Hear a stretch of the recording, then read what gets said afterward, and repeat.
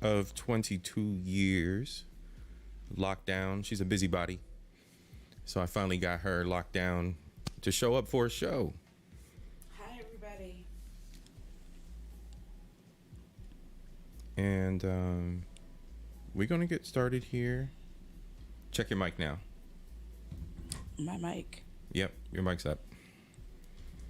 Hi, everybody. So we're going to get started here. Let's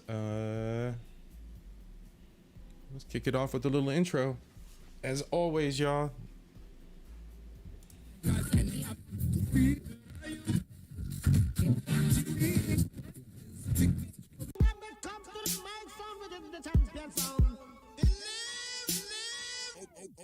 Okay.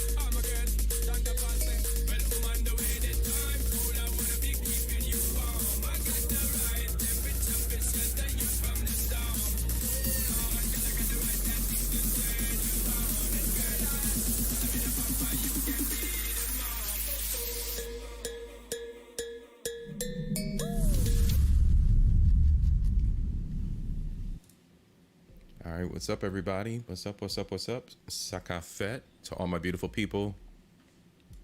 It's me and Bestie. We got a special guest tonight, y'all. Like I said before, I apologize for the technical issues. I don't know what the heck happened. You know how it is over here, always pushing buttons. Something always going wrong. But what's up to Cynical? I see you out there. Glad to see you tonight. I see the YouTube streets are popping. There's a lot going on. We just gonna chill for a little bit and goof off. We got some goofy little reacts to watch. And what's up? How you doing? I'm good. Hi, everybody. Thanks for being here. Thanks for having me. Old lady, past your bedtime. Right. These shows usually go about 2-3 hours. I don't know if that's on your agenda or not, but that's just the way it's going to go. Wow. So, all right, Bestie, where do we start? You said you had some interview questions. We can start with memes and goofy shit, or you can start in on one of your questions. Where you want to start? Go for it. Okay. Hit me with the question, and then and by the way, y'all, these questions were not prepared ahead of time. I don't know what these questions were. She prepared ahead of time. She did not inform me of what they were. Hey, Liz, how you doing? I had some technical issues earlier. We just avatars tonight. Okay, so my first question is, why has YouTube become your passion?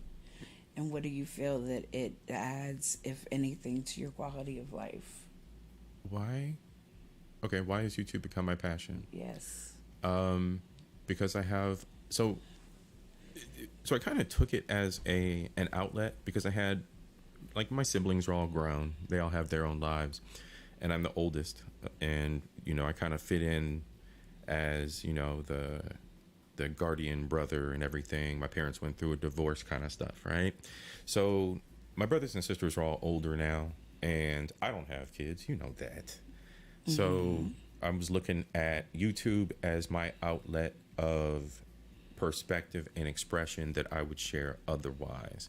I have some groups, and I have like the group in the community I participate in and everything, and I have other outlets, but when it came down to my personal thoughts and feelings, just venting and saying things on Facebook is kind of like the emperor has no clothes. You can scream and yell all you want, but you're not necessarily going to catch the attention or ire of like the average everyday man. So YouTube is provides a much broader audience. There's also, there's segments and sectors to YouTube. There's of where like people dwell and based on hobby and interest, right? And I found that serves its purpose, but I also found that to be boring because if I liked a content creator and what they do, I found myself getting to the point where I was like, okay, I don't like that they only do this. I'd like to see them do something else, or I'd like to, oh man, they did this one show where they talked about this. Like, so I like gaming and I like to tinker and everything. So I got the gaming channel, and then like I'm starting to diversify my content and share more of who I am. I cook good. I love the photography and music and tinkering. Like I did the episode not too long ago on my $700 mistake, where I was modding the tablet. So it's the outlet. And do I think it's improved my quality of life? I think it has added to it. So yes, I would say that it's allowed me that outlet. And look, the outlet's not what everybody would assume is going to be sunshines and bunnies and kittens all the time. You know what I'm saying? I'm going to PMS and I'm going to spew my venom when I feel like it. But that's what the platform's for. So I utilize it for that. You know what I'm saying? We all make our mark in life, and like, we all have a message, or those of us that try to convey messages to others, we're not always heard at the right time. So YouTube gives me a centralized place that hopefully when someone needs to hear a message, they've got it. I'll be here forever on the internet. That's for sure.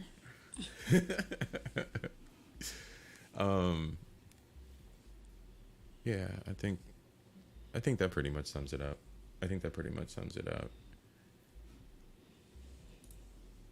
All right.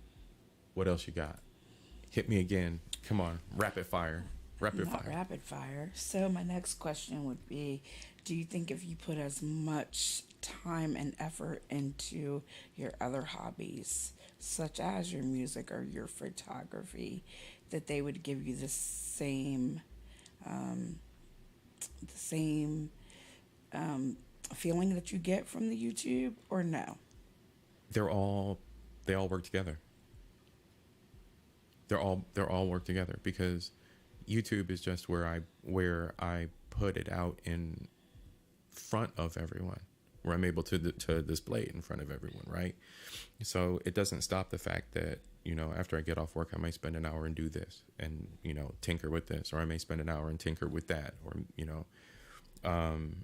YouTube is the place, is all part of it, because it's all part of what the end result is. It's where I perform it. Yeah, but you would spend 5 hours on YouTube in comparison to 15 minutes on taking photographs. You see what I'm saying? Or do you mean it's in consumption of YouTube, as in like just I watching mean, spending videos? as much time on YouTube, period. Like, I mean, you spend a lot of time on YouTube, whether you're streaming or watching other creators, Oh. I see what you're saying. Yeah. So that's interesting because there is a gridlock that some of us content creators have talked about before, where it's like you kind of catch yourself supporting other content Yes. creators instead of your own art. Yes. So there is that part of the paradigm. There's also part of the paradigm that downtime is downtime. So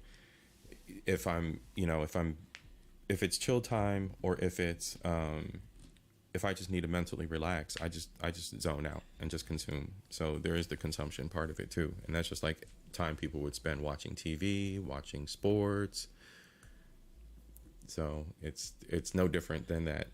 Playing video games, reading a book. It's no different than that downtime from doing something else that we could be partaking in, hobby wise. Now, there's another piece of YouTube that does complicate things, and I don't consume streaming services. I don't pay for streaming services. People who have listened to me before understand how I feel about streaming services and the fact that that's all just a big hustle anyway. So I don't consume streaming services like people do. I do not pay for subscriptions. I don't pay for cable. I'm not paying for 80, 90, 100 channels that I don't have the time to watch. So if I'm consuming YouTube, that's because it's also my main avenue for content. That's what I watch. If I want ABC News, I'll go watch ABC News on YouTube and get that. If I want to watch, I don't have to watch a show to watch the updates for it, because as far as I'm concerned, the writing in Hollywood is so thin these days. It's almost predictable. So I don't waste time watching movies. I'll spend 20 minutes and watch somebody's synopsis of the movie, and then when I have a better moment for time, I'll consume the entire movie. And YouTube also is on the go. I mean, I can watch YouTube at any point in time versus having a subscription service, having to pay the subscription service, having to get the app on the phone, blah, blah, blah, blah, blah. So makes sense. Yeah. So it's kind of, I know there's a lot of people out there that are kind of like me, but I gave up terrestrial TV and cable television a long time ago. Right. Whereas I'm the opposite. You know, I'm a TV junkie. Right. So, like, think about the TV time you spend versus, you know, my hobby time. And see, it's all unified, right? So if I'm on YouTube, I'm right there on my channel. So I'm doing improvements to my channel, or I'm editing something for the channel. It's all combined in the same universe, as opposed to being, like, separate, you know, like being out in the street doing something for the neighborhood and then coming home and then consuming television, where again I'm just sitting and not doing anything else in that time where I could be doing hobby stuff. I see. You know what I mean? Yeah, I get it. Kind of. Well, yeah, that's because you like your cable TV and you like your streaming services and you're hooked on those shows. Right. Yeah. Right. All right, next up. Okay, so my next question is, so with this whole internet thing, because you know I'm not a big internet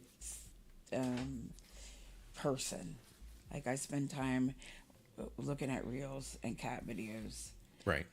So, you know, like, you tell me about these relationships that you guys establish and stuff on here, like your friendships, you know, like different relationships. Like Omanize. Like all your different types of friendships. Yes. Yes. Hey, so, Omanize. So my next question is, like, when does your flirting or typing on the internet become a ship? And do you think that you can find real connections through the computer screen? Uh-oh. Who's out there? Who can answer that? Uh-oh. We got some people out there in the audience watching. I wonder who can answer that. So we've seen some good and some bad and some fuckery come of it. Not to strike any nerve. No. It's not striking nerve. It's just an observation, right? Yes. Yeah. So, like, we've seen some fuckery come of it, and no, there's no striking nerves out here. Fuck what people think. I'm guessing, like, hey, what's up, Zero? So Bestie asked your question again. So she asked her question. She said, at what point does all the flirting end up being a shipping, end up being a relationship kind of thing? Like how does that manifest out here in these YouTube streets? I mean, there are some folks out there, are some, like, okay, so I'm going to approach it from a dude's angle, right? There are some folks out here who are YouTube hounds. Like, they'll be out here just trying to flirt and just get it in. Like, they be flying out. There's all kinds of tragic stories of all kinds of crazy shit happening. Like, I don't, I don't know. I'm pretty even about it. Like, I flirt a little bit here or there. Everybody knows what's up, like people in my circle and people I hang around here. So, but it's not ever anything like I'm chasing somebody down or something. Not personally, but I've seen it. I've seen it. He said, I feel somewhat attacked. Sorry. Who you been chasing down, bro?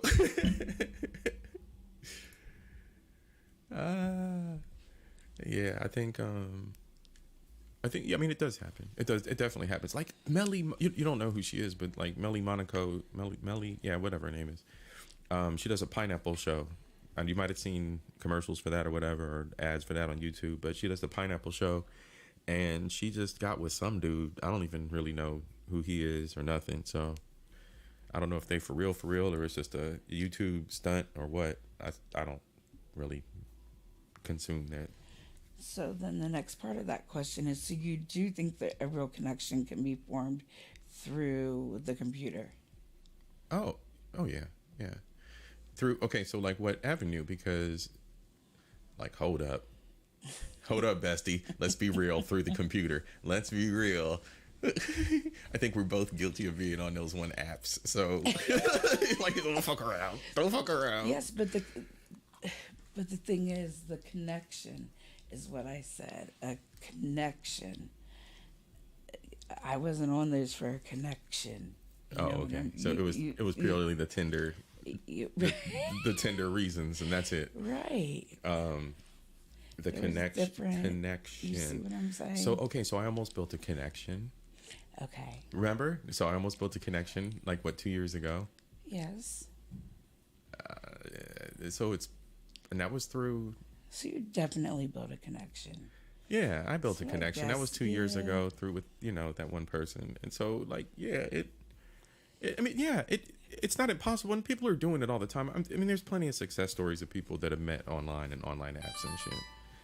Damn, cell phone. Let me turn that down.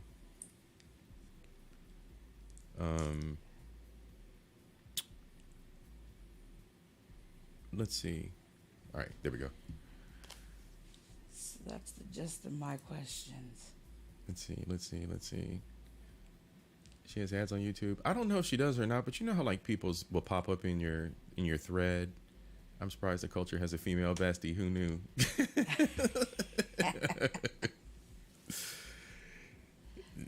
Yeah, bro. It's hard work. Right. Balance. So can men and women be best friends without hunching? Absolutely. Right? People will be like, you can't do it. Everybody's always humping or hunching or doing something. Yeah, Melly Monaco. Yeah, Melly Monaco, that's her name. Yeah. Cynical likes your avatar. Thank you. All right, y'all. So let's do this. We're going to goof off. Oops. Right there. Give me 1 second.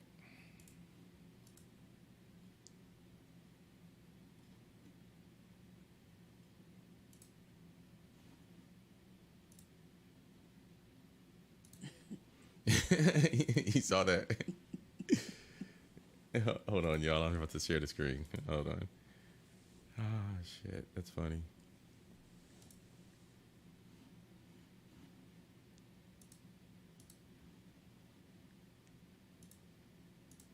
All right, bet. We got it. Ah, shit. Most people can't control their hormones. Yeah, true that, bro. Most. Most. The key word there. Right? Most. All right. See, that's us right here. I'm the non-confrontational one, but that's her back there. I can't play this because we got the copyright strike. You'll get a copyright strike because you know how this shit is. Reels are. That's straight up you. Yeah, definitely. See, she sounds all subdued now. She's sounding all quiet now. That's just because she's she's in 4K on YouTube. Right.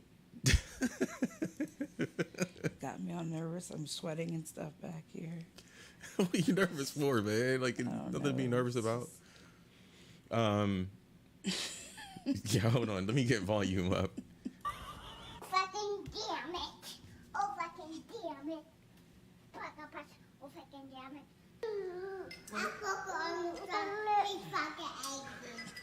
Say perfect.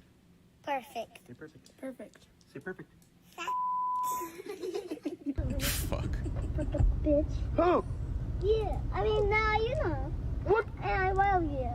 It's a Ooh, fucking goat outside. It's just a goat. No, it's a fucking goat. Oh, fuck.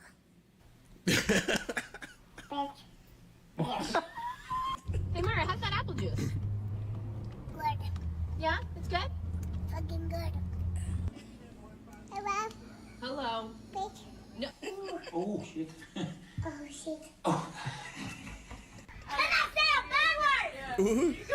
Cynical, you're gonna get in trouble. She's not white. Oh, wow. Ha! But look, it looks just like you, though. She looks just like you. No, she don't. I don't like that.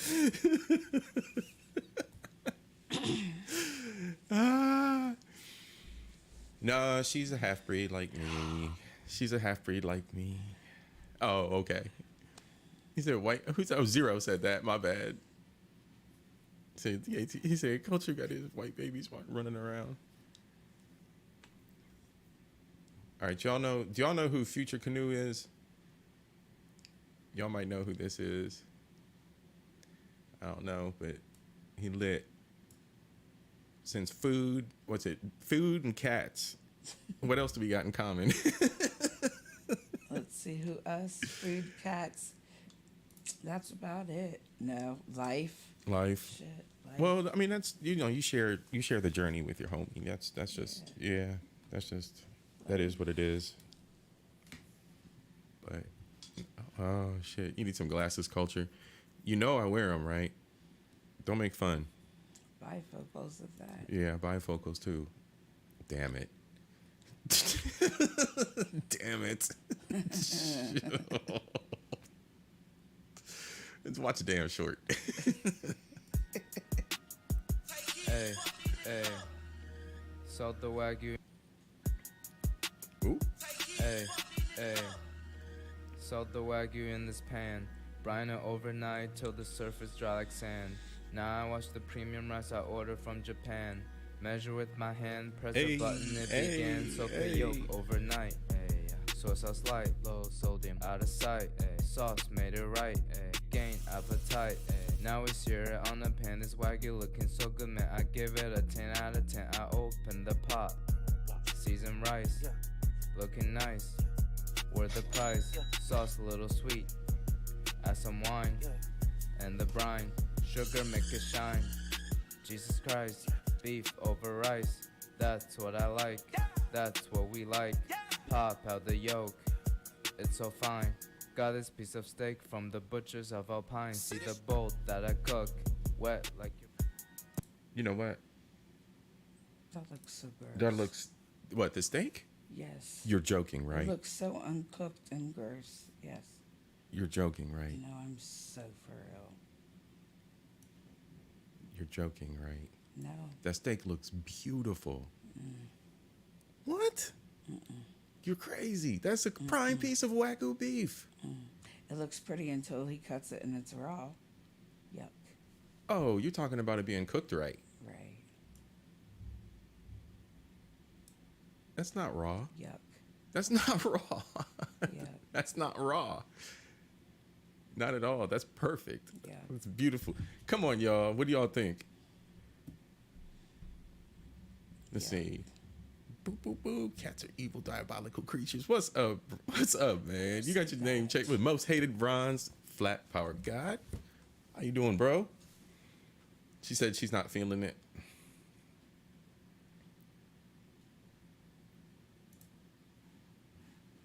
I think it looks delicious. Yuck. Delicious. All right, more food. You seen this one? I don't know if you've seen these. I What? don't Hold think up. so. How did I not subscribe? I've been subscribed to them. All right, here's another one. These are awesome. So these are always in the dorm room. I think there's like a whole lore behind who this person is. Ha. My naga. That's right. Dogs are worse than cats. They are. Cats are the coolest. Cats are awesome. All right.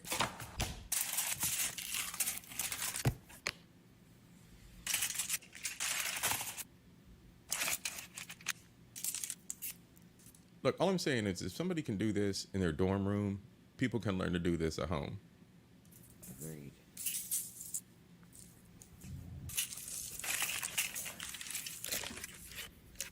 I be feeling bad for that computer though. A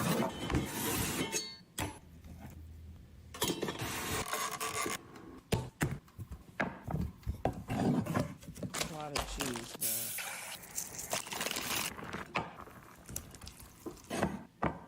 That looks delicious.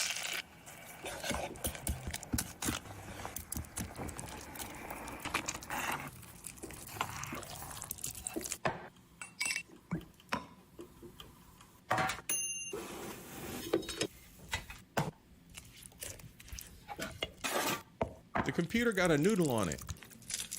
What do you think? Yeah, that looks good. That looks good. The computer still got a noodle on it. That's funny shit. And then Infinite says, Zero says, dogs are awesome, especially wolves. All right, I give him that one. Wolves are pretty damn cool. They are. I seen a reel the other day with a chick, old ass lady, walking with a wolf. Out by where you live? No, it was a reel. It was a reel on Facebook in California or somewhere. There was a lady I think I did construction for back when I was working construction for the flooring company. And I think I went out to a lady's house and she had some kind of crossbreed wolf doggy Hybrid thing. shit. Yeah, hybrid shit. But it was huge. Yeah, fuck that. They look good over there. Huge. All right, so check this out. I want to go to this place. This is here in Columbus. I just saw this a few days ago, in fact, and I was like, hold on. I need to figure out like the whole Chinese food restaurant lore now. Now I'm invested. So, all right, here we go. So is this one of the oldest Chinese restaurants in Columbus? It is the oldest Chinese restaurant in Columbus. We might be the oldest family-run Chinese restaurant in the country. So what is this? This is the gravy for the Worshu guy. When we do our Worshu guy, we buy a whole chicken. We simmer in there a special broth before we debone it, bread it, and fry it. Crushed nuts and scallions on top with gravy. You know we don't have this out east, right? We invented this. Us and another restaurant called Wings on the east side, we both take credit for having origins of the Worshu guy. So that's the part right there, right? So Warsu Guy, you're telling me Warsu Guy was invented in Columbus, Ohio by two Chinese restaurants. It's not like a Chinese mafia dish that's in every restaurant and it just comes in every restaurant because it's just a mafia thing. That's crazy. How'd you learn how to run this business? That's my father. He's 90 years old. Still comes here 7 days a week. Bust the move, yeah. At any given time, we'll have 3-4 generations working. What's so special about the egg rolls? The key is when we cook the cabbage, if you look over here, these are custom-made presses. Squeezes every single drop of water out of it. Of course, we feed it to a sausage press. Egg rolls, we move about 3,000 a week. We actually ship them all around the country. I like egg rolls, but it's rare for me to demolish an egg roll like this. Quintessential. So is this one? And they ship them around the country. His mouth was big as hell.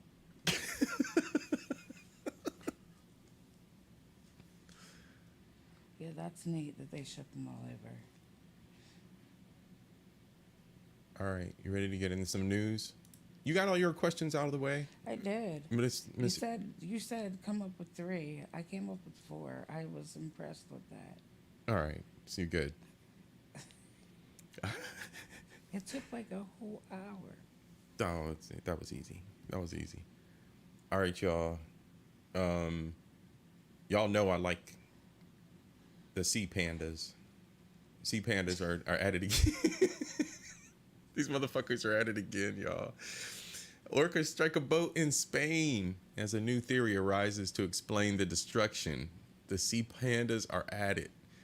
All right, a pod of orcas have been taking out boats off the coast of Spain, damaging rudders. This time it was a 2-person crew stranded off of Cape Finisterre. All right, so orcas have been interacting with boats regularly in the news. Of course, we've been covering that over here. This latest vessel strike of a boat named the Amidala. See, that's why you out here trying to name your ship something from Star Wars, but didn't result in capsizing. So fast forward. Now, the Bottlenose Dolphin Research Institute in Spain has put forward an alternative theory as to what's going on. He says perhaps, or they say perhaps they're training. So orcas are mighty predators capable of taking on mighty prey, including the Atlantic bluefin tuna. Bluefin tuna can grow up to 13 feet long. So you think about a 13-foot long fish, that's just sport hunting for the orcas. So catching bluefin tuna is no mean feat, as these highly muscular fish can travel up to 28 miles per hour. So the theory is that animals preparing for situations through play is what's going on here. So like if you've ever had a kitten, see the kitten talk in the chat. If you've witnessed it firsthand, playfully run around and try to murder everything despite weighing about the same as a pineapple. All that leaping and grabbing and rolling is how cats learn through their athletic skills. So killer whales interacting with vessels is probably reflecting manifestations of behavior play. So they're thinking that young sea pandas are playing. And what they're thinking is that the vessels just may appear like the bluefin tuna. So they're looking at the vessels, they're thinking yummy tuna, let's eat the boat. Now, I have a different theory personally. Personally, I have a different theory because shit like this is happening at the same time. I've never seen anything like it. Orcas are spotted in Sydney waters for the first time since 2018. See, Australia, y'all are next, is what's happening here. See, they're in Spain right now, but y'all Australians are next. See, so they're talking about, a boatload of whale watchers were treated to a spectacular sight in Sydney on Thursday. A huge orca pod was sighted chasing a pod of humpback whales off of Sydney's north. Yeah, It's not just that they were playing with the humpback whales. See, the orca know what's going on. And see, Australia remains untouched. They're coming for y'all. They're coming for y'all. This shit's real. Oh, shit. Let's see. All right. So, this is our main video. Told y'all it's not going to be a long episode tonight. We just chilling. Tomorrow I got a big fundraiser to go to, and Bestie will be helping me out, which is great. She owes me. But yeah, it's going to be a nice fundraiser out at this big corn festival. So selling sandwiches and stuff. So we're just going to chill for a little bit, and then that's it, because we owed. And old folks gotta take a nap to get up early in the morning. For sure. All right, so look, to keep with the theme of the ocean. Oh, how did we meet each other? What, 23 years ago? Mm-hmm. Yeah, it was one of them things. We was coupled. We worked together. We worked together. That's what it was. We worked together at the bar. Yeah. Restaurant. It was a little more than a bar. Yeah. Yeah, we met, and then like life moves people in and out of each other's lives, and it was just one of those things like, we meet back up like, hey, how you doing? How's life? And then it's like, it's like we never, it's like time never parted us. So we just always were like, what's up, homie? This is the only person in the world that could call me bro. So it's like, so yeah, there's that. I think I called you that today. Yeah, amongst other things. Other four-letter words. Stop it. I wonder if his bestie ever experienced his red pill rants before. Yeah. Duh. She said, duh. Yep. Yeah, actually, we were hanging out during 9/11. Yes. Yep. During 9/11, we were hanging out. We were kicking it, and it was just like on TV right there in front of us. Crazy. Yep. So sad. Crazy. Let's see. Whether it's romance, friendship, or a job. If it's meant to happen, it will happen. Yeah, friendship, for sure. Friendship, friends forever. Yes. It's just one of them things. Like, Blessing. it's a blessing. Like, there's very few people that can really like, okay, I'm gonna say this. I'm gonna put this out here in the atmosphere. Miss Queen Sunkiss came at me one day and she was like, "You never had a person in your life that ever blah blah blah and looked out for you and told you what it really was about these women."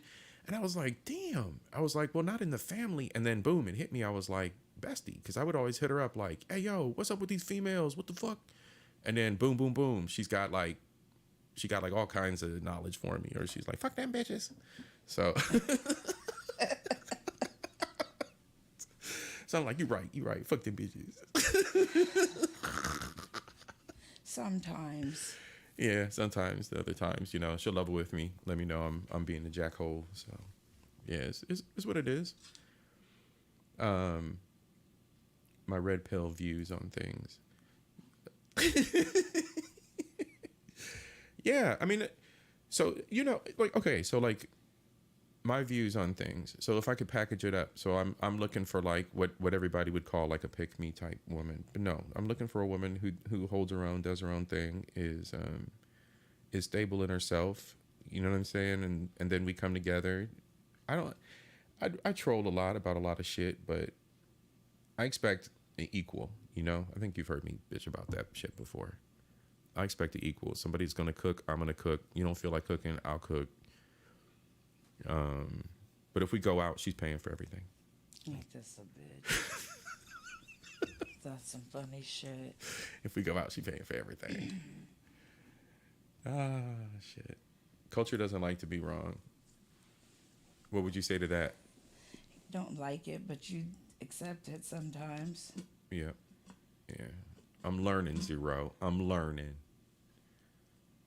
I wonder if she ever cussed him out before. Yes.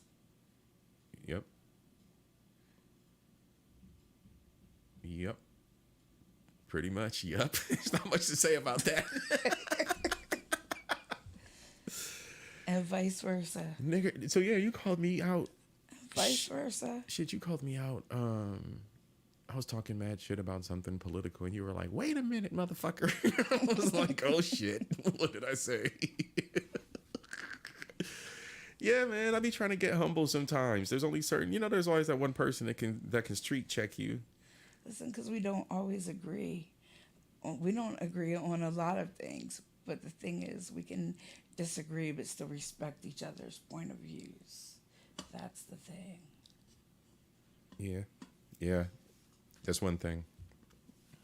That's something. Yeah, that being able to humble yourself is a key thing, especially when it comes to debates, and that's one thing that I've learned with you as my homie. So yes. Yeah.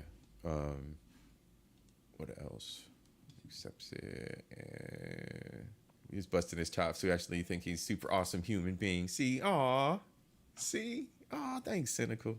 I appreciate it. He is super awesome 98% of the time. That other 2%, woo. Right. Lord of mercy. Right. The other 2%, I'm on fire. My little blood's boiling.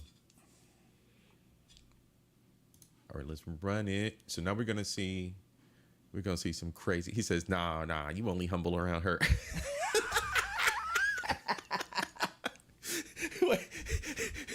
The other day, was it last week? I called you and I was bitching. I was like, "Yo, I'm lit. This shit's got me mad as hell." Yo, I was mad as hell. You were like, "You feeling yourself a little bit, aren't you?" I was like, I'm out here in these streets yelling at people like, "Motherfucker, listen here," and you're like, "Well, damn." Yeah. Oh shit. Yeah. It went something like that. Most definitely. All right, we're gonna go back to the ocean and talk about the sharks. Now, this is some crazy shit. This is. Yeah, we started watching this earlier. His hair looks crazy as hell. Remember when I said I'd show a cactus my uvula before I go out into the ocean? Yeah, it was a tough cactus.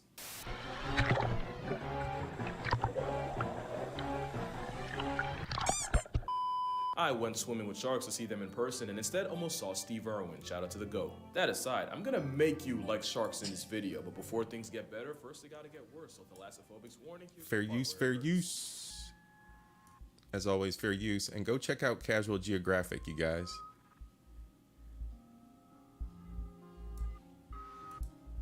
Honest question, has there ever been a horror movie about jellyfish? It's not like Poseidon didn't flush a metric ton of source material. You're looking at, unironically, one of the worst sights in nature.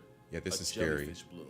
It's a problem for many reasons. One, it's basically a bath bomb from Shaitan, but also cause it's one of the last signs the ocean gives before it hits the point of no return. When a part of Neptune's neighborhood falls apart and can't support the animals in it, the last step usually involves getting gentrified by jellyfish, since the same conditions that are unlivable for most are usually where Satan's shopping bags thrive. And don't think because you're on land you're safe. Not only have these blooms caused legit power outs, but about half of the oxygen on Earth comes from the same phytoplankton these blooms eat. So why am I talking about jellyfish in a video that was supposed to be about sharks? Well, if you're scared of one, you should probably thank the other. Sharks are the ocean equalizer, keeping other animals in line from their spot at the top of the food web. Near the top, we're getting to that. Basically, sharks eat the big fish, that would eat the little fish, that would eat the jellyfish polyps. The ocean is a Jenga tower. Orcas are assholes, man. That can bring it all down. Now, it's not as simple as I just made it sound, where no sharks automatically means more ocean acne, but you really don't realize how fast the sea would fold without sharks. That is until you realize what their actual day looks like. Sharks aren't just the equalizer, they're the cleanup crew, mostly going around picking off the dead and dying. You won't see them chasing around small fry that probably aren't even worth it. The same way you probably wouldn't drive 45 minutes for a bag of chips. I hope. It's why, if you want to check your ego, swim in a shiver of sharks and watch how hard you get ignored like J-Lo in the Bronx. I was surrounded by Galapagos sharks, and the closest I got to becoming a hashtag was the ocean J-Lo in the Bronx. The bars like I owed it something. It was like an MMA cage match with Mother Nature that got way too personal. I wonder why. But yeah, the sharks could not care less about me. They really do treat you like an NPC. I did learn that because sharks can detect electromagnetic fields, if you stick a GoPro deep enough, you can say you booped a shark. Just know, that was the most action I got all day. If more people realized how often they get snubbed by sharks even when they're right under us, you'd realize why you're statistically more likely to get flattened by a vending machine, KO'd by a coconut, or even past tense while putting socks on, than get mugged by a shark. It usually takes bad RNG or a surfer adopting the silhouette of a seal. But why are sharks so scary actually? It sounds easy, it's a prehistoric predatory steroid guppy with permateeth, but honestly I think it's deeper than that. Sharks, snakes, and spiders. These are the arguably 3 most feared animals on Earth, and it's likely because we're hardwired to be afraid of them. Snakes are legless, cold. What's up, twin? We went from laughs to food to babies cussing to more orca stories. And then Bestie started revealing deep, dark secrets. Cynical and Zero in the chat. Cynical and Zero in the chat prompting Bestie out here to talk mess. Now we watching Casual Geographic, bro, talking about the sharks. So we about to finish watching this right quick. Yeah, and trolling. Yeah, exactly. Cold-blooded reptiles that even monkeys will throw stones at. On the other end, spiders have too many eyes, too many legs, and show up too many times in people's business to ever get good places. Meanwhile, sharks might just represent the fear of the unknown. The ocean is an endless, uncaring void that could wipe you out in seconds with nothing you Ocean's scary, yo. Projection's a hell of a drug, since that unsettling fear often gets put on the apex predators of that void. But that's a problem right there. You hear sharks and instantly think of another Jaws movie. So maybe you should see the sharks that don't make the big screen.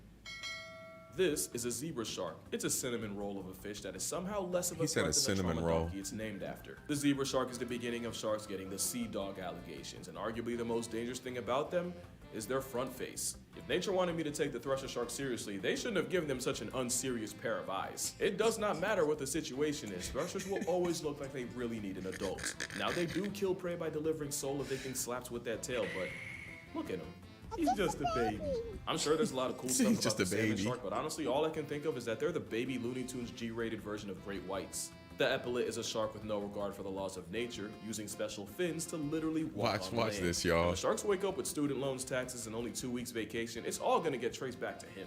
This is a spinner shark, and even why did that shark straight up walk? Not laugh at how unserious this is. The nervous shark is literally named after how terrified they are of anything human. And whale sharks are unbelievably wholesome for a bust-sized fish with teeth in its eyes. Speaking of whale sharks, you got other plus-size filter feeders like the basking shark. They're about 30 feet long, the second biggest shark, and they're really only a threat threat to your mental health, especially since a lot of plesiosaur panic can get traced back to a dead baskie. Then there's the megamouth shark, which honestly probably would be scary if you didn't know it's also a giant krill-eating pushover that lives in the forgotten corners of the ocean. Hello. Then you got the sharks you forget are sharks. Imagine you're at the shore and someone screams shark. Whole time they're pressed over a tasseled wabagong, a type of carpet shark that takes the name literally by living its life as a homicidal rug. Here you have the smallest shark in the world, the lantern shark. There's the sawfish that...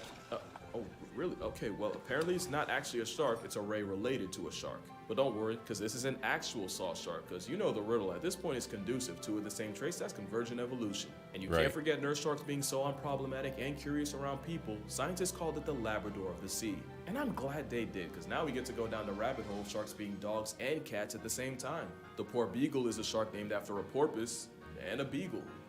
Yeah, I don't get it either, but poor we'll get beagle? back to that. Dogfish were named after fishermen apparently watching them chase smaller prey in packs, like dogs.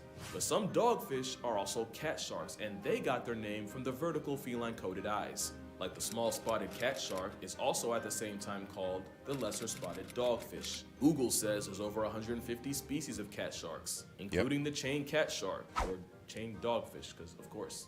Their biggest flex is they can glow green through biofluorescence. And they're not the only ones. It turns out over 50 species of sharks like kitefin and swell sharks can light up. That's about...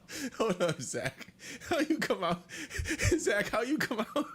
Come in like that, swinging. Zach chimes in with white people saying, "Can I pet that dog?"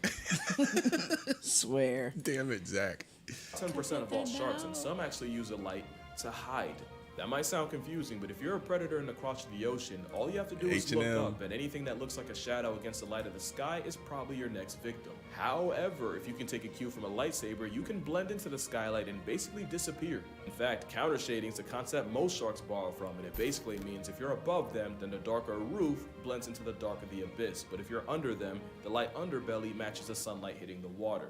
And when you think about it, a lot of animals use this strat to avoid problems. But some take it a step further, because scalloped hammerheads are scientifically proven to tan themselves if they sit in shallow, sun-exposed water. Not get Some say tan. recruiting melanin is nature's way of keeping them from getting eaten by their own kind. A shark after your own heart. I swear. Yes, for sure. By making Especially it easier after for your the friend called me white. She didn't call you white. He didn't either. He was fucking with me. They don't know you that light skin. They don't know you lighter than me. Y'all know who Child Please is that be over on Miss Queen Sunkiss's channel? She's like her complexion. smaller babies to hide. We got a little off track, I won't apologize for it, but the point is, if you're still afraid of sharks, then maybe you should subvert your expectations. Especially since some sharks aren't even full-time predators. The bonnet-head shark is like a hammerhead with performance anxiety. It's also an omnivore that eats seagrass, and in experiments, 60% of its diet included the green stuff. Whale sharks are also partly grass-fueled, and a study from Forbes found that half of what goes through them are plants like algae and sargassum. Okay, so maybe you're still afraid of sharks. Maybe it'd help if you knew what are sharks afraid of. There's only one thing that can send the Star of Jaws packing, and you already know it's orcas. Killer whales are known to mutilate great whites for their livers, and often that's all they take. The sharks have been so beaten down that Monterey-based scientists found that great whites off Farallon Islands will abandon their favorite hunting grounds for up to a year if they run into the assault cetacean once. Researchers have even started playing the sounds of orcas on loop to keep sharks away from beaches, and imagine minding your own business and a hairless iPhone monkey plays your ops anthem. And I wouldn't call it fear, but both dolphins and sea lions have been known to bully great whites by abusing the always superior power of friendship. Okay, now I just feel bad for them. Bull sharks are honestly the closest thing to the stereotype, and they have about the highest testosterone levels of any animal. Yeah, even more than a down bad elephant. And even the bull shark has fears, and its biggest are crocs. They often frequent the same waters, and the rageaholic of sharks gets a severe attitude adjustment just by smelling them. They've also gotten sent packing by hippos, but by far the strangest thing sharks are afraid of, yeah, I'm not even kidding, Are bubbles. there is a very real rabbit hole of the most notorious underwater Bubbles. predators getting pressed by some bubbles, with hammerheads and tiger sharks reportedly really uncomfortable with the bubbles from scuba tanks, and scientists even working on making bubble curtains to use as a type of bug spray, but for sharks. Which was funny until I realized dolphins probably just have them that messed up. If you want the definition of irony, it's spending 400 million plus years predator maxing just to get stressed by a SpongeBob scene transition. So play some orca opera and you'll keep sharks away, but the wrong playlist and you might just bring sharks to you. Sharks are attracted to heavy death metal music, because apparently the vibrations and beats sound just like struggling or injured fish. Remember, sharks are like the morgue of the sea, and dive operators like Matt Waller will use music as a Batman symbol to attract sharks. Their favorites? According to him, AC/DC, You Shook Me All Night Long, and Back in Black are the best at getting their attention. So are certain colors, because for a while it was widely believed that the single worst color to wear if you're afraid of sharks is yellow. Matter of fact, it was nicknamed Yum Yum Yellow for how wearing it could turn you into a literal snack. The truth is, sharks are likely colorblind, with only one color cone in their eye to R3, meaning they see the world in black, white, and shades of gray. Now what they can see is contrast, and anything that stands out against the ocean blue immediately gets their attention. The more you know. Now let me ask you a question. You think sharks get silly? Like you think in 400 million years of being alive, they figured out how to have fun? Well, remember the poor beagle? Scientists peeped that the shark named after a dog will roll around in kelp, tossing around like a football, and even take turns chasing each other. Gray reef sharks sink if they don't swim, so they'll often swim against current updrafts in order to surf and basically take a break from the whole just keep swimming thing. But what's crazy is they have a conveyor belt system where once one shark reaches the end of the line, it'll let the current carry it back to where it started. You could say it's just them saving energy, but is that not the same energy as this? Sharks have been fighting stereotypes like a boxing match for years, and the closest thing to an uppercut they got is the fact that sharks have friends. In 2023, researchers found that two great whites, Simon and Jekyll, had traveled more than 4,000 miles together after being first tagged off the coast of Georgia in 2022, eventually ending up in the Gulf of St. Lawrence, just off New Brunswick, Canada. It shows you how little we know about them, because a couple years ago, nobody would believe the final boss of sharks was down for a travel buddy. Shark scientist Yannis Papastamachiou linked up with researchers from the University of Hawaii, Exeter, and UC Santa Barbara to study. Wait, hold on. That last name was awesome. It's terrible. It's a mouthful. Hold on, wait. There it is. What is it? Papa. Papasta.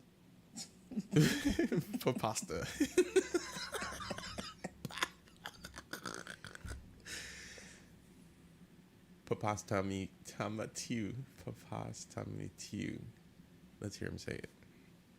Nobody would believe the final boss of sharks was down for a travel buddy. Shark scientist Yannis Papastamachiou linked up with researchers from the University of Hawaii, Exeter, and UC Santa Barbara to study reef sharks in the Palmyra Atoll to uncover the secret social circle of sharks. What they found was that these sharks have a literal social circle, with the same sharks hanging out together in the morning, separating and going about their business during the day, only to meet up again later. These shark groups even use the same part of the reef day after day like a high school lunch table, and these friend groups last the entire 4-year study. And it's not just reef sharks. By night, nurse sharks hunt alone, but during the day, they join cuddle parties of up to 40 in order to save energy. Puddle. It must work, because white tips also power nap as a snack. Got a whole cuddle puddle like going sea on. coyotes, where they're fusion fishing. They have a close network of sharks they associate with, and even sharks they'll meet up with multiple times a year. Scientists now believe that if a shark has their version of a best friend, it's usually someone that's roughly the same size, the same sex, and about the same age, which would explain Simon and Jekyll.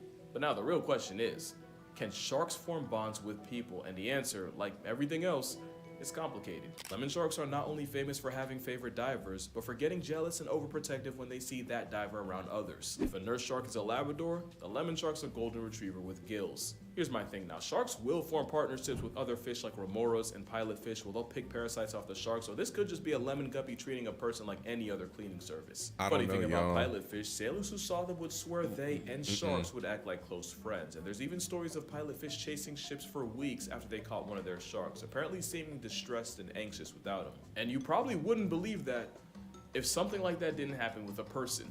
In 2001, shark conservationist Jim Abernathy removed a hook from the mouth of a tiger shark named Emma. 20 years and several more hooks later, and Jim and Emma might as well be a married couple, with Emma still recognizing and rushing up to Jim even after up to a year apart. And we're not talking about nurse or lemon sharks, that's a 14-foot garbage disposal with the personality of a lapdog. We don't know for sure if sharks can feel affection like one, but it honestly wouldn't be a surprise.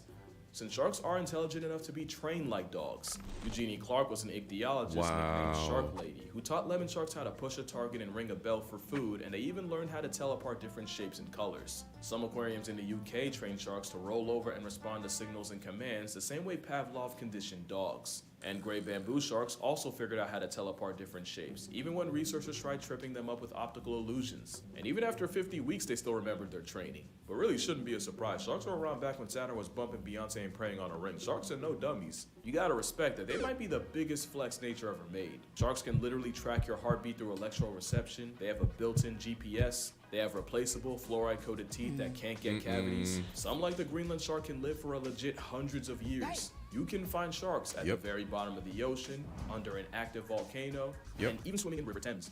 And I honestly don't know what to be more impressed by. Really, the only weakness sharks have is they can be put in a trance-like paralysis just by getting rotated.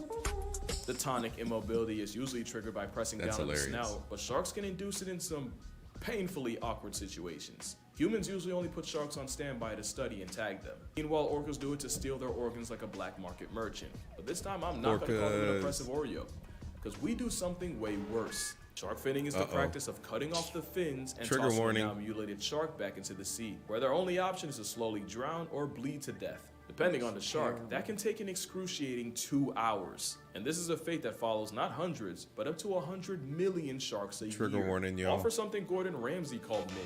At the end of the day, we gaslit sharks like no animal has ever seen. We put up every World War combined numbers on them every trip around the sun. Meanwhile, sharks might get 10 on a good year. In fact, you can argue that for all the shark slander, humans have the highest KD ratio against them. No other wild animal gets done this dirty. Moral of the story? You know it's bad when the author of Jaws, Peter Benchley, would go on to regret writing it and dedicate the rest of his life to shark conservation.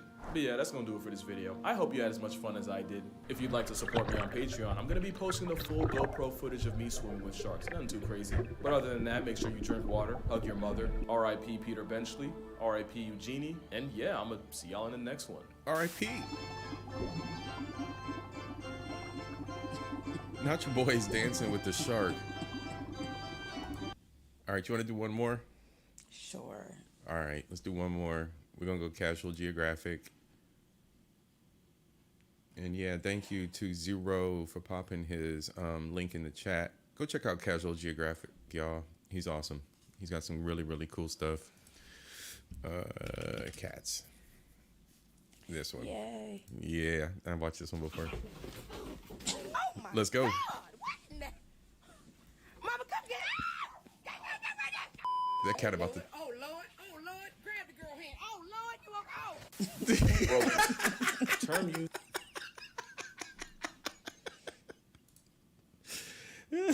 He said do the animal beefs one. You want to do this? You want to do cats? We're going to do cats, man. I got to do cats for my guest. Oh God! If we want to do it, if we feel like doing another one, we'll do animal beefs to close out. Used to describe a character so overpowered that they make the game stop functioning as intended and exploit the game's balance in their favor. Well, if cats aren't the most broken animals on the planet, God must have discontinued first place. I talk a lot about animals that got shafted by evolution. In fact, my most popular video today was about 10 of them. Well, if I ever do a video on nature's favorites, cats would surely be at the very top. Cats are arguably the most successful predators we've ever seen. With so many overpowered abilities, you'd swear it was plot armor. I don't even want to make this intro too long, so here's 10 superpowers your cat has that you may or may not have known. And number 1, 0 fall damage. You've probably heard that cats always land on their feet, but the real flex is being able to fall from heights that would have any human furnishing a coffin. A 1987 study showed that out of 132 cats that were brought to an emergency vet in New York City after falling out of a high-rise, 90% lived and less than 40% required life-saving treatment. It gets even wilder when you realize that cats actually have a better chance of getting airdrop from a building and walking it off the higher the drop was. And it's all because cats understand physics. You see, when you're in free fall, you accelerate towards the ground until you reach terminal velocity, where you literally can't fall any faster. When cats reach TV, they splay their legs and kind of just parachute the rest of the way down. And instead of landing on their feet, they break their fall with their chest and abdomen.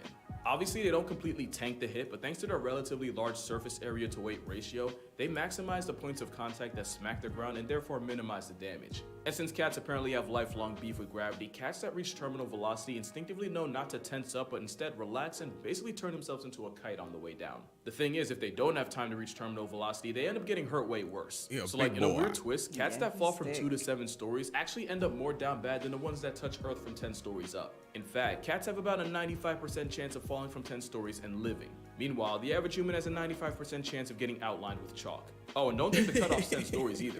One cat named Sabrina took a 32-story express trip to the ground and walked away with only a punctured lung and a chipped tooth. Not to mention she was released and sent home 2 days later. Being impervious to fall damage is how snow leopards can not only make a living in the Himalayas, but can legit fall clear off a cliff and the only injury they take is to their pride. Speaking of plot armor, did you know cats are actually built to predict the weather? You see, cat hair attracts static electricity, so they can pick up on the buildup of electrical charge that often comes before a really bad storm. And the cat's inner ears are sensitive to sudden drops in atmospheric pressure, which announce the arrival of a cloud assault. Technically, so can we. It's why our ears do the most and pop on a plane, but it's just that cat ears are that much more sensitive. And they can even smell rain and lightning coming. It's so OP that sailors used to use cats aboard ships as a four-legged forecast. Forecast. Forecast. Apparently, a cat with the zoomies means you could expect strong winds. A cat that sneezed was warning you of heavy rain. And apparently if one licked their fur against a grain mid-sail, then you better make like God's golfing, cause it's finna hail. Now to be fair, a month surrounded by nothing but sea and seamen gives you a lot of time to just make stuff up. I mean, just how many sea monster stories was just a whale freeing his willy? But there might be some truth to the cat thing. Cats will often spend extra time licking themselves before a bad storm since having damp fur helps with the static thing I told you about. So basically if cats could talk, we'd see a lot of meteorologists on unemployment. And speaking of no job, cats really managed to finesse their way into living in nearly 50 million homes in America rent-free. And one of the biggest reasons is because cats are the best manipulators nature has to offer. And if you think they aren't, you're probably a mark and you don't even know it. According to researchers at the University of Sussex, many cats will exploit their owners with a soliciting purr. It's more high frequency, triggers a sense of urgency in humans, and even someone resembles the cry of an infant, and we just like have to assume that's intentional. And in experiments, not only did humans have a faster response time when hearing that purr compared to a normal one, it even affected people that never owned cats. This distress purr likely triggers a deep, innate nurturing response in humans, meaning you're literally hardwired to answer to it no matter what you were doing before. So apparently cats understand psychology too. That's not even really a joke because adult cats almost never meow to each other, but kittens do it with their mothers for food and warmth, and we have to assume they just figured out it works on humans too. And it's not just pet cats with this talent. Tigers have been known to imitate the sounds of their prey to lull them into a false sense of security. Tigers have reportedly mimicked sandbar deer and black bears. Bro, just listen to this. Are you mooing because you want to be one with the cows? That's crazy. They're doing it to call the cows to them so they can eat them. And it's not just tigers.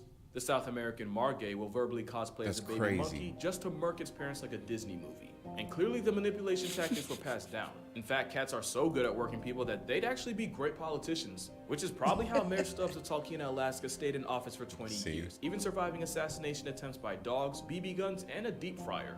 But there's another special ability cats have, and it could arguably be the most overpowered of all.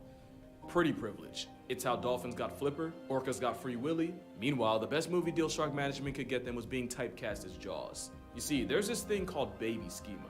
It basically means that humans have an intrinsic bias towards a certain set of facial features in people and animals, to the point where it just makes us want to protect them. And with their big head, wide eyes, and round forehead, cats literally remind us of babies. And even though it's a buff from nature, cats will 100% play into this by figuring out what combination of ear wiggling, whisker pointing, and eye narrowing gets the best response from people. Now add the That's crazy. But I mean, I used to be a cat owner, so I mean, they do it. I swear, yes, they do. They do it all the time, especially if you're eating chicken. Little bullies.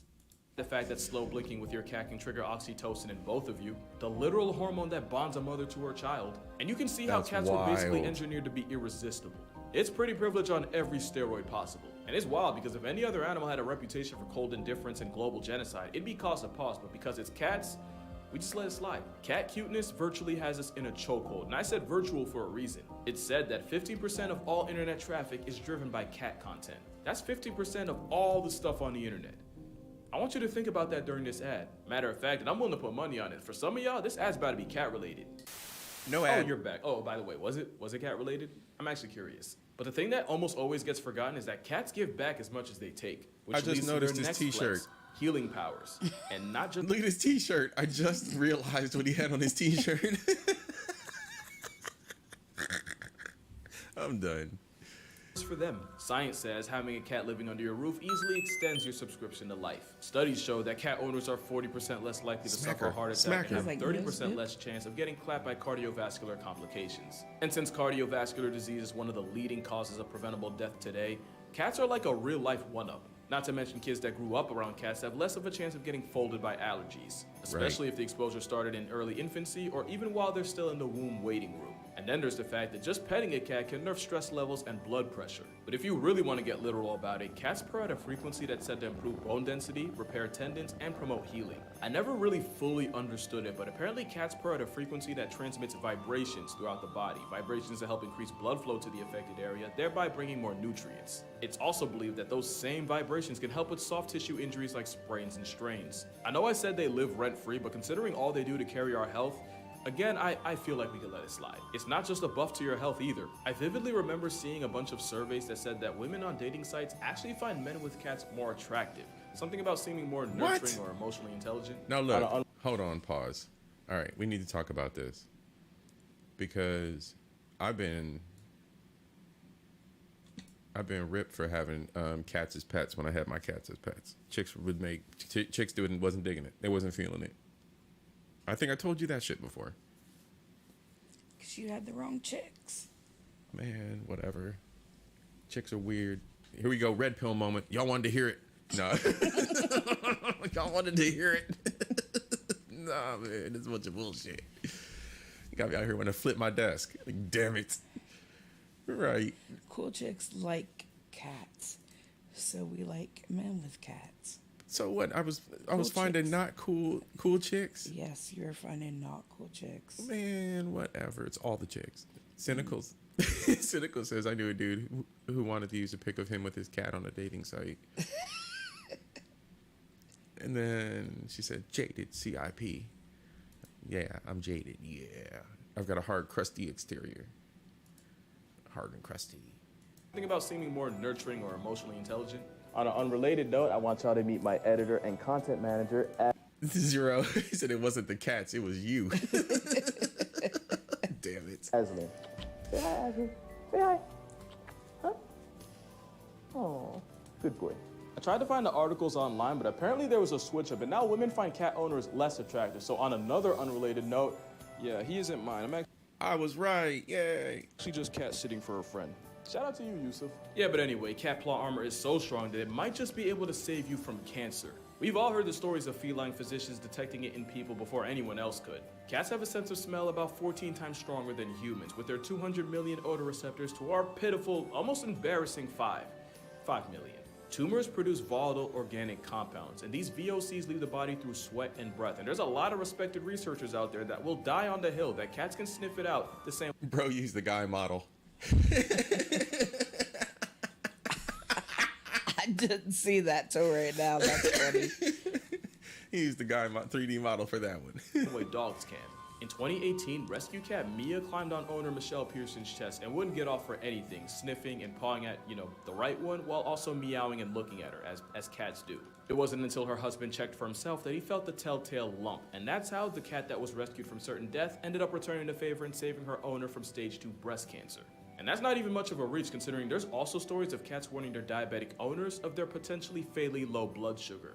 Either that, or cats can see the future and they'll choose to keep you in theirs if they like you enough. And even that's low-key valid, considering superpower number 7 is that cats have ultra instinct. Those whiskers can detect sudden changes in air currents to figure out the size, shape, and speed of nearby objects. It's like a whole radar system growing out of their face, and it's how a blindfolded cat is still hell on earth for any mouse in the area.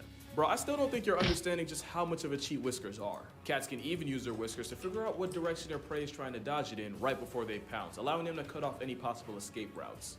Now to us, it's interesting and pretty cool, but to a mouse trying to make it home to his family, that's gotta be some bullshit. And cats don't just have them on their face, they have whiskers all over. And you can't even play dead with the cat since they have carpal whiskers that allow them to tell if their prey is playing or, actually past tense. And honestly, this might be the most broken ability cats have. It's basically impossible to catch a cat slipping. They don't have to hear you, they don't even have to smell you. All it takes is a small exchange in air currents to dry snitch on you. But as predators, cats are the ones that do the sneaking, which only makes their next ability even more of a jihad for their prey. Superpower number 8. Cats are athletic freaks of nature. No, seriously, cats are the most athletic group of animals on Earth, and I'ma stand on that. There might not be a single event at the Olympics that one of the 40 flavors of feline can flex on us in. You want speed? Cheetahs can go 0 to 60 in 3 seconds and can peak out at over 70 miles per hour. A cheetah on a Sunday morning jog can still get pulled over on the turnpike. Ain't that crazy? Want to see some long jumping? Cougars can clear 45 feet horizontally on an off day. You want to see a cat get high minus the catnip? The serval jumps so high that their meal prep literally involves pimp slapping birds right out of the air. And for powerlifting, here we have a literal deadlift by a leopard using only its teeth. Yes, that is a rhino. Yes, that is a giraffe. And speaking of leopards, they're also gymnasts on steroids that turn trees into jungle gyms. And if you think you're safe from the smoke and water, keep in mind that the caiman is part of one of the most successful group of predators in history. And all it took was an aquatic equalizer in the form of a cat to wreck their entire game plan. Not to mention jaguars have been seen swimming clear across the Panama Canal. Yeah, that one. Yep. Also, they have a hydraulic press for a jaw. God help you if you get caught in it. And all I need to say about tigers is that this is an Indian gar, and even this walking Red Bull logo can get choked out by a 500-pound striped Giggle Garfield. And I don't even need to say anything about lions. Those triceps speak for themselves. Cats are nature's population control, and there isn't anywhere on Earth outside of the Devil's Ice Rink that doesn't have some kind of cat running. Damn. Even the travel-sized ones are a menace. The deadliest cat in the world is the African black-footed cat, and because of their metabolism, not only can they catch up to 15 bodies a night, they also have a hunting success rate of 60%.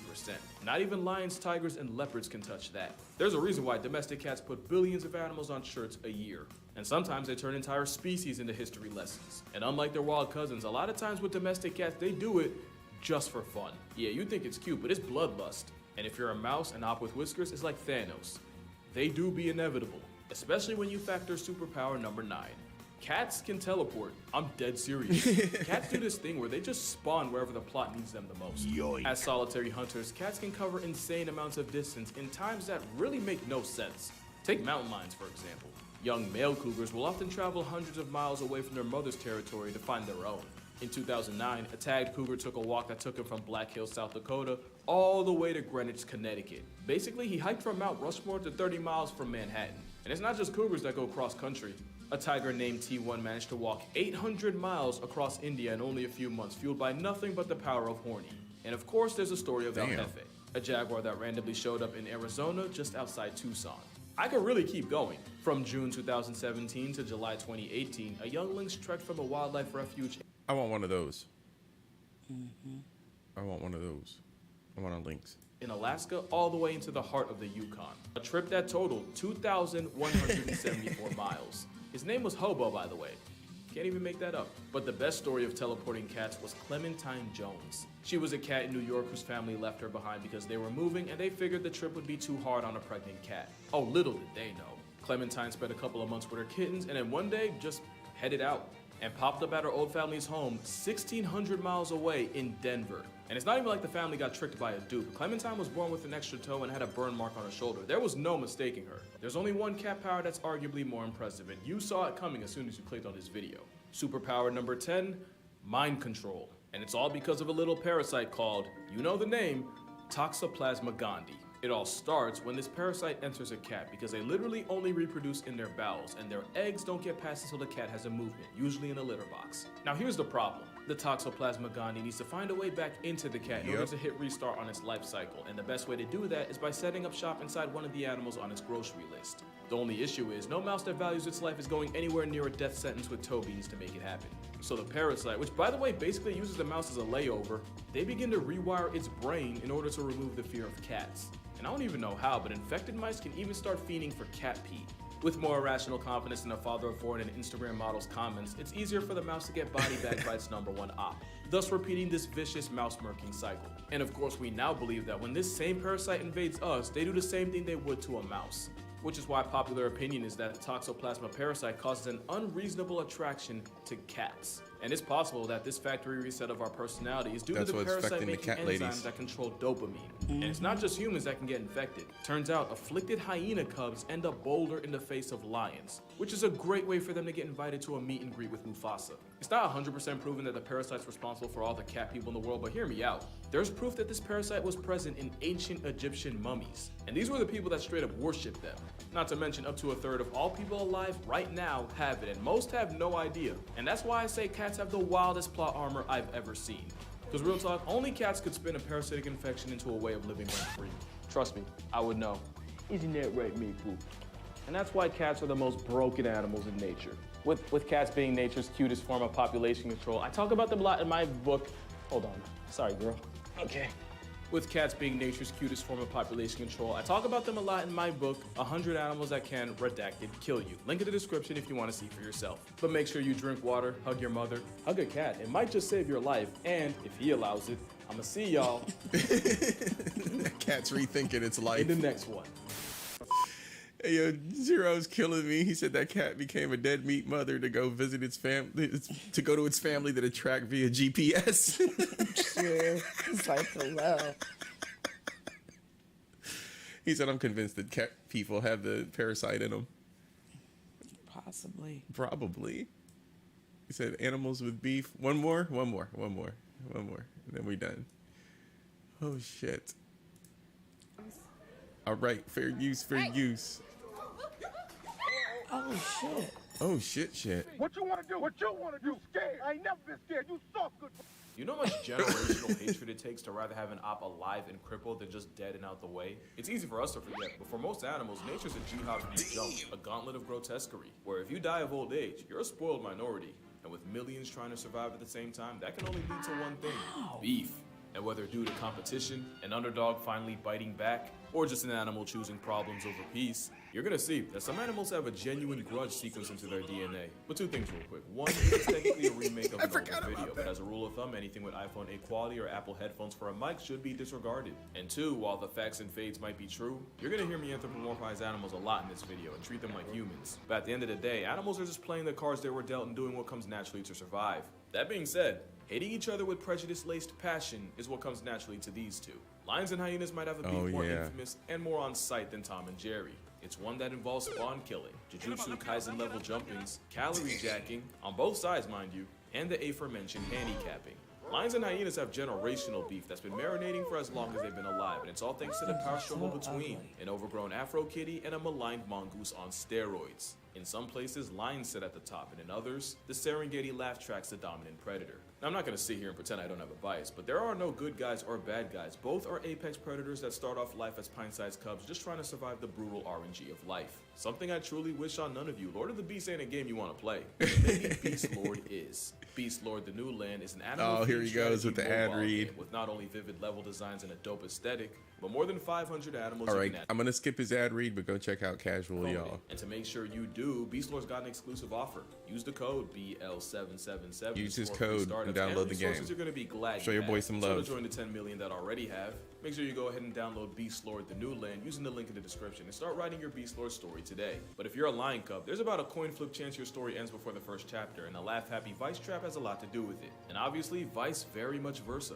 But what if I told you this filiform family feud ain't even the worst beef lions have to deal with? You lose tough points when it takes 10 of you to press one of them. Nah, but the real roadblock to this panther's pursuit of happiness? The animal's so vindictive, folks nicknamed it Black Death and Widowmaker. K Buffalo stand on business, and they'll trap lions in trees for hours, and they'll even hit an Uno reverse and hunt the hunter. And with hers that can reach quadruple digits, they'll more than weaponize the power of friendship. Say what you will, I've never seen a hyena make a lion look like that. Not to mention they'll play keep away with a lion cub, and it's all thanks to mobbing. And mobbing's exactly what you see here, and it's fueled by the beef between a rogue stealth assassin build without the bulk or squad advantage of lions and hyenas, and a highly intelligent, highly social tank of a primate. Divided baboons are leopard lunch meat. united and the leopard gets folded like an omelet. You know it's an iconic beef when the kids are involved, and both leopards and baboons will kidnap the young of each other. With leopards, some say it's a chess play to bait the baby's bigger, meatier parents, while baboons have enough foresight to cancel the cub before it can grow up into a problem. That's not the only theft they commit. Baboons are underrated predators that'll turn a gazelle baby shower into a homicide and a Happy Meal, which means baboons aren't above pocket picking other predators, which makes it wild hypocritical that the same malice monkeys will ruin leopard hunts with an alarm call to warn their prey. It takes a special level of hatred to bread block a predator on the hunt. It's like how we used to think humpback whales were the guardians of the sea for saving other animals from killer whales. Whole time it's an ancestrally traumatized cetacean going out of its way to interfere with orca hunts to make sure the zebras go home hungry. You see, the whale killers will often murk baby whales, and the humpback hood does not let that slide. And it's not just on sight, any sense is an invitation. One time a pair of spike-powered humpbacks sabotaged a group of orcas after a gray whale calf and proceeded to harass them for 6 hours straight. Seals, sunfish, and apparently even penguins have benefited from the beef. As the humpback motto states, no orca alive shall prosper. And that's on pod. Just know when the lights go out, it's a different story. Hold on, pause. Hold on, pause. He said, damn, he said, baboons be snitching. But hold on, the humpback whales be taking out my boys, the orcas? Apparently. Damn. Hold on, I did not know. Story. In fact, it's the busted night vision and being the best tree climbing cat that makes it a bane to baboon. So I'd say it's pretty even. And if you're wondering what happened to him, he's fine. And the very next day, he was seen trying a trio of porcupines. So clearly his risk calculator's broke. Oh no. But at least baboons have numbers on their side against an athletically disrespectful feline. Imagine having problems with the biggest cat on the planet and having to run that fade solo. The tiger's the death stroke of the cat world, a walking census subtraction that'll take down gars, crocodiles, and tigers are on record eradicating elephants. They even dare go after bears, including the most homicidal one on the planet. The sloth bear's gotta be the most trigger happy of the bears, and it's all thanks to this thing I Orcas are innocent. You leave orcas alone. Paradox. Basically, it means you're infinitely more fornicated in the fortune department if a moose presses you than if a bear, because with predators, you gotta convince them you're worth the effort, but an animal that already gets hunted will turn you into a was before they take time to judge your intent. Real-life Baloo often gets bodied by tigers and leopards. Also, most of their diet is insects, and the same claws that help them break into termite apartments means they can't just climb from the smoke like some other bears. Which means what you got here is a high-strung insect eater with predator hardware. It's like a giant honey badger, and they're so unpredictable that folks actually fear them more than they do tigers. Not for no reason, because despite having a bigger population and a wider range, brown bears actually murk half the people this floppy-faced anxiety attack does. But you see, the thing with tigers, bears can make up to 5% of their diet, and they usually target cubs or moms with cubs. The tiger trauma runs so deep that since tigers have been known to imitate sandbar deer while hunting them, sloth bears got Pavloved into panicking at the sound of real deer.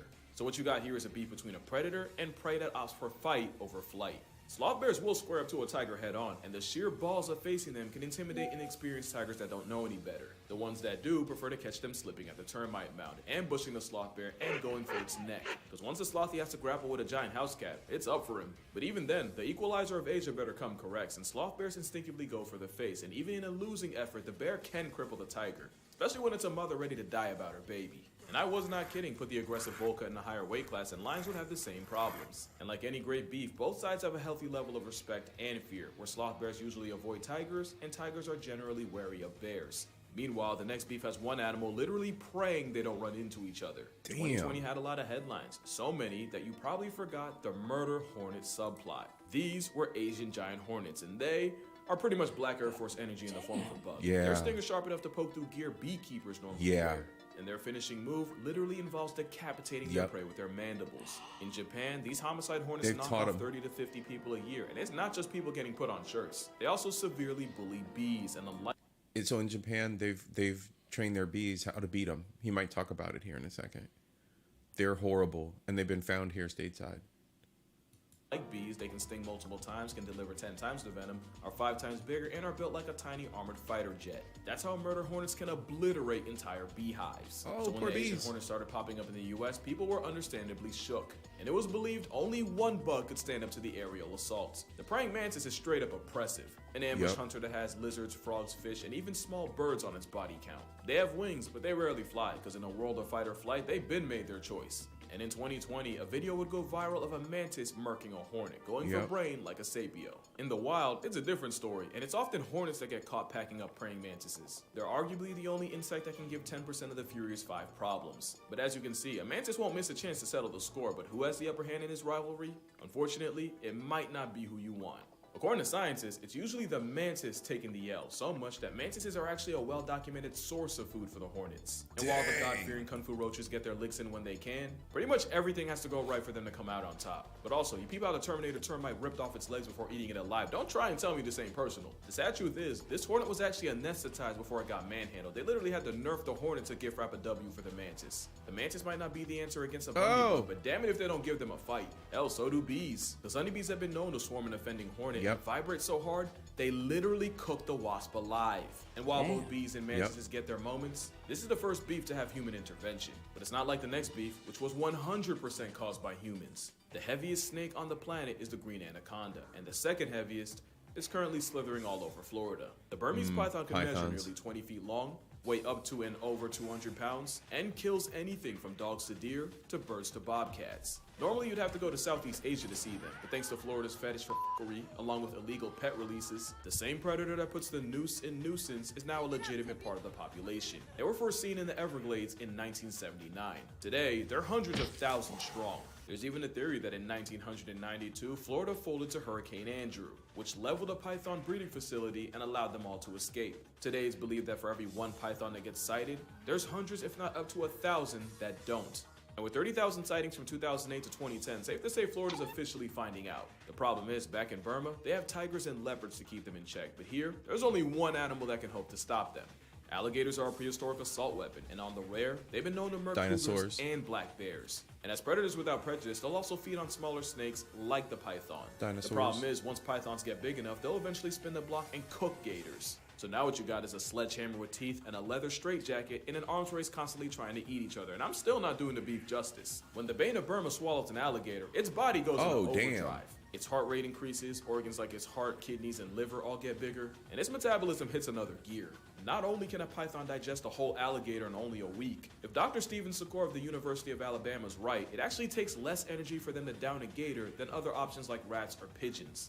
I bet you think that's metal. Wait till you hear what he pulls. Because pythons will actually read their victim's heart rate while squeezing them to death, so they know when to stop. Problem is, alligators can slow their heart rate all the way down to 2 to 3 beats a minute. This means the snake can end up calling it too soon and prematurely start swallowing the gator alive, only for it to struggle hard enough to bust through the snake like a messed up jack-in-the-box. Well, they both died, but nothing says beef more than if I'm going down, best believe death taking this 2 for 1. That's how ugly competition can get. And this is the other side. Foxes and owls have no love lost, and it's for the classic reason of them pretty much having the same grocery list. Also, foxes will swipe owl chicks, and some owls like the eagle owl will murk them right back. But it's the snowy owl and the Arctic fox that run into each other the most, especially with the white Air Force building nests on the ground, and foxes being willing to steal from anyone. Most of the time, though, it's a lot of this, a lot of posturing, and a whole lot of hold me back. Whether it's an owl-fox feud or a reptile dysfunction, most animal rivalries just start with them trying to put food on their plate. But what about a beef between animals working together? Octopus will straight up deck fish in the fish. According to science, it's a case of workplace assault. Octopus and fish like groupers often team up to hunt, since the octopus can chase prey through coral crevices, and if the prey tries to do the race in open water, they get got by the grouper. You see 2 problems. 1, in a partnership, someone's bound to get shorted, and 2, octopus are smart enough to hold grudges and just do stuff out of spite. An octopus named Truman decided he wasn't rocking with one of the researchers, so every time he'd see her, he'd give her the old siphon saltwater shower. Eventually she would go off to college and then come back months later to visit, and at that point Truman hadn't been on disrespectful timing in a minute. Yeah, that streak ended the moment he saw her, as he super soaked her on sight. So octopus that feel like they're getting cheated in a partnership are much more likely to get punchy. Sometimes they'll lash out just to keep the fish in line. And sometimes if an octopus got backdoored in the past, they'll just project it all over a new fish that didn't even do anything. And since octopus can hunt with several fish at a time, they'll even get petty and ban the offender from the entire hunting party for the aquatic crime of embezzlement. That's why one of the worst things to beef with is intelligence. Just ask coyotes, since ravens and coyotes often end up scavenging for the same scraps, especially when they belong to wolves. But of course, the generational instigator, the raven, will straight up snitch on coyotes trying to pinch off the wolf pack. And while Wiley's running for his life, what does the Raven do but fly directly over him like a helicopter during a police chase? Imagine getting violated by a wolf pack, all because a goth Tweety put a hit out. Last thing you want to do is make enemies with an animal smart enough to do something about it. Something a city in South Africa is learning the hard way, because Cape Town's currently being overrun by baboons. And like most things, it's our fault. Because no matter what you tell them, there's always going to be tourists feeding panhandling primates. The only issue is baboon society runs on bullying, where dominant monkeys will basically steal the lunch money of lower ranks. So not only do baboons not fear humans, but because people kept feeding them, a lot of them see all humans as low ranks and treat them like it. And they've gotten OD disrespectful about it. Cape Town baboons have been known to break into houses to raid fridges. They'll mug small children. And you can even get carjacked by a whole troop. Thanks to the Cape Nature Conservation Laws Amendment Act, it's illegal to feed, trap, poison, or kill the monkeys, meaning these habitual line steppers are above the law. In 2011, a man went to court over shooting a baboon after he said 8 of them broke into his kitchen and started attacking him and his wife. But with thug monkeys also stealing crops, some people said it and started fighting back. And not only do the monkeys end up getting hurt or murked, it only makes the baboons lash out even harder. That's not the dental of an animal you want problems with. No. At the end of the day, the baboons are just doing what comes naturally, and they wouldn't even have to be on timing if we didn't go and build a city on their front lawn. Plus, a baboon can go through your trash can and find more nutrition in 30 seconds than it would in 6 hours of foraging, so we can't be mad at them for working smarter. All we can do is what every other animal in this video already does, just find a way to deal with it, even if it means a baboon takes your hood pass. But that's gonna do it for this video. Make sure you drink water, hug your mother. Yo, for real, stop trying these monkeys, man. I promise you won't like how that story ends. And I'm gonna see y'all in the next one. Ain't no way.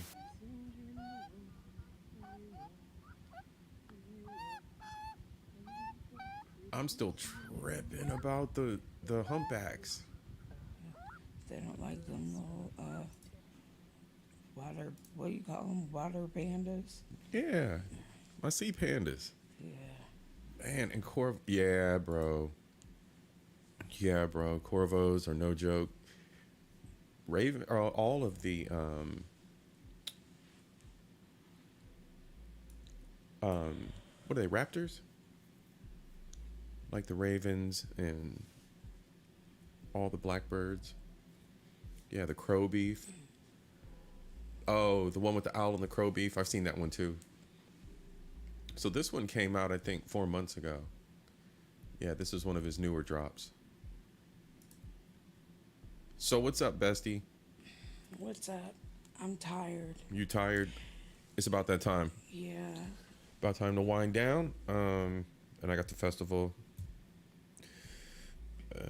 All that driving and all that mess tomorrow. So gotta stay busy. I still owe everybody my my final rage episode. See, you laughing. You're not supposed to laugh. This is serious business over here. I owe everybody my final rage episode. Talk about privilege. I want to do a political crash out. Talk about all the ridiculousness with all these politicians, especially RFK chasing dead bears and all that weird stuff. That was funny. But we'll see. We'll see how that goes. I'll let you guys know, of course, when I'm going to drop privilege, and then I'm going to get back on some more positive stuff. You gotta get the negativity out your system. Any final words, bestie? No final words? No. Good night. Good night. That's about it. All right, everybody. I want to say big up yourselves. Zero, Cynical, Miss Queen, as always. Thank you for stopping by. Twin, Zach popped in with the jokes and then popped back out. Hustler. Oh man, Hustler, what's up, bro? Thank you for stopping by as always. Who else we have? I think Almanai stopped by early. He said, "What's up?" She just finished her show. Damn, I heard the yawn. Most hated bronze flat power god, bro. Thank you. Salute as always for stopping through. Liz B, you were one of the first ones in. Everybody, take care. Have a good weekend. Pick up yourselves. And oh yeah, Labor Day. Yeah, Labor Day. He said, "Oh yeah, Culture's a hardcore Democrat." No. Definitely not. I'm more of a center-leaning fiscal conservative. That's really more where I lie, and I probably lie conservative of center more, but I'll just leave it at that. I really am more on the issues than I am aligned with a party because I am an independent. So that kind of thing, it's all about the issues. That's where all my frustration comes from. Especially, oh yeah, here I go spiraling. Especially like with the data privacy stuff, the border stuff, security in general, just locking down the country and locking down our rights. I'm real conservative about that shit. So he said, "You ain't never been in the center." Yeah, I have. Yeah, I have. We're gonna talk about it. You got me kind of geeked now. Maybe I should bring up the political stuff. Lord of mercy. Lord of mercy. All right, y'all. For now, thank you again, once again, as always. Like, subscribe, ring the bell. All kinds of content over here. Y'all know what it is. Peace.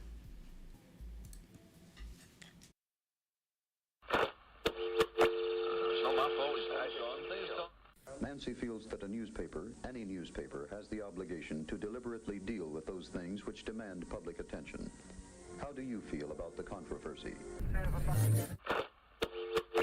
Basically, the fan behaves the same on Joe's suit. When I first turned the power on, or just prior to that, he's drawing 0.6 amps. It goes off scale high for a few seconds, falls back down to about...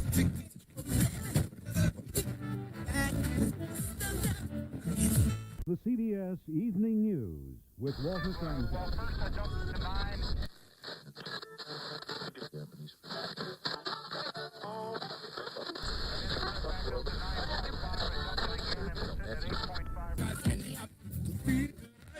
It was a provoking challenge, and nowhere did the challenge provoke more Averaging a peak to peak, I'd say about 0.1 amp. To develop and introduce America's first